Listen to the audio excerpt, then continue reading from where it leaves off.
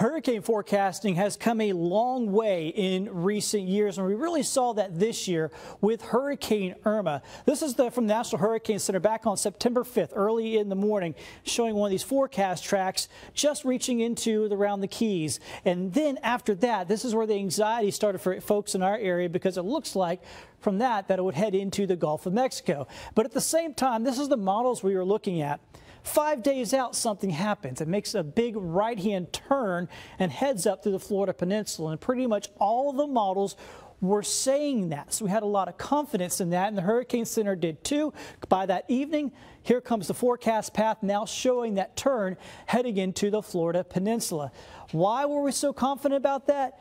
The upper levels of the atmosphere, there are two big areas of high pressure, one over the Gulf and one over the Atlantic. A storm like Irma couldn't drive over these areas of high pressure and had to find the weak spot.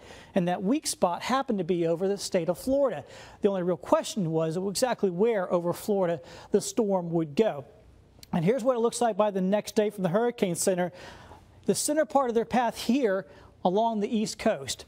The actual path ended up going along I-75, so there was a westward shift towards the end, but it was still well within the forecast cone from the National Hurricane Center and less than 100 miles off the path. So very good accuracy there with Irma. Also very good accuracy with Harvey. Their black line here is the actual path of Harvey, and all these colored lines were the forecast from the National Hurricane Center. Pretty much spot on with that storm as well. And over the last decades, we've seen our increase of forecast accuracy here from the National Hurricane Center. And check this out. This yellow line is the 90s.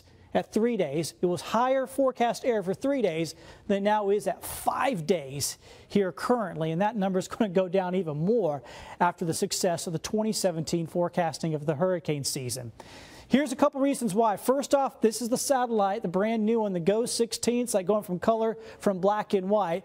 And also the other big factor is computational power. It's increased by large orders of magnitudes over the last several years, and it's really helped us with a forecast for busy hurricane seasons like this one, and hopefully for the hurricane seasons in the future. In Mobile, Matt Barentine, Fox 10 News.